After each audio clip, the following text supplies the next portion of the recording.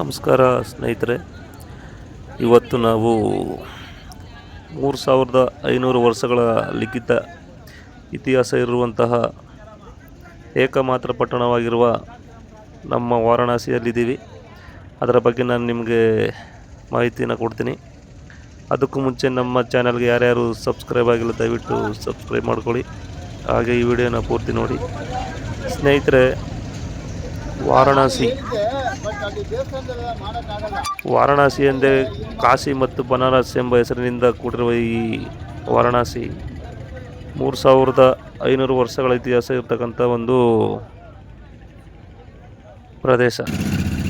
ಇಲ್ಲಿ ನೋಡಿ ಏನೇನು ಅದ್ಭುತಗಳಿವೆ ಅಂತಂದರೆ, ನೈಟ್ ಹೊತ್ತು ಎಷ್ಟು ಸುಂದರವಾಗಿ ಕಾಣಿಸುತ್ತೆ ಈ ನದಿ, ಗಂಗಾ ನದಿ.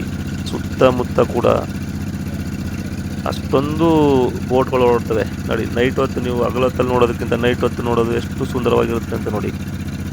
ಅಷ್ಟೊಂದು ಸುಂದರವಾಗಿರುತ್ತದೆ. ಹಾಗೆ ಕೂಡ ಇದಕ್ಕೆ ಹರಿಶ್ಚಂದ್ರನು ತನ್ನ ಪೂರ್ಣ ರಾಜ್ಯವನ್ನು ವಿಶ್ವಾಮಿತ್ರರಿಗೆ ದಾನ ಮಾಡಿ ಶಿವನ ನಾಡಾದ ಕಾಶಿಯಲ್ಲಿ ಆಶ್ರಯ ಪಡೆದಿರುವನು ಅಂತ ಇರುತ್ತೆ. ಹಾಗೆ ಕೂಡ ಇಲ್ಲಿ ಕಾಣಿಸ್ತಾ ಇದ್ದಾರೆ ನಿಮಗೆ, ಅಲ್ಲಿ ಶವಗಳನ್ನ ಸುಡ್ತಾರೆ, ಸತ್ತ ಹೆಣಗಳು. ಅದನ್ನು ಕರೀತಾರೆ ಮಣಿಕರ್ಣಿಕ ಘಟ್ಟ ಅಂತ, ಹರಿಶ್ಚಂದ್ರ ಘಟ್ಟ ಅಂತ ಕರೀತಾರೆ ಇದನ್ನು.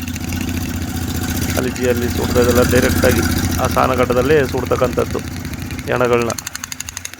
ಎಷ್ಟೊಂದು ಜನ ಇರ್ತಾರೆ ಅಂತಂದರೆ ಅದನ್ನ ನೋಡೋದಕ್ಕೆ ಸಾವಿರಾರು ಜನ ಬರ್ತಾರೆ ಅಲ್ಲಿ ಸ್ನೇಹಿತರೆ. ಅಷ್ಟೊಂದು ಸುಂದರವಾಗಿರುತ್ತೆ ನೈಟ್ ಹೊತ್ತು ಮಾತ್ರ. ಆ ಲೈಟಿಂಗ್ಸು ಮತ್ತು ನದಿಯಲ್ಲಿ ಆ ಬೋಟ್ ಟ್ರಾವೆಲಿಂಗು ಎಷ್ಟೊಂದು ನೋಡೋದಕ್ಕೆ ಚೆಂದ ಅಂತಂದರೆ ಲಕ್ಷಾಂತರ ಜನ ಬರ್ತಾರೆ ಅಲ್ಲಿ ನೋಡಿ. ಎಷ್ಟು ಚೆಂದಾಗಿ ಕಾಣಿಸ್ತಾ ಇದೆ ಕಾಶಿ.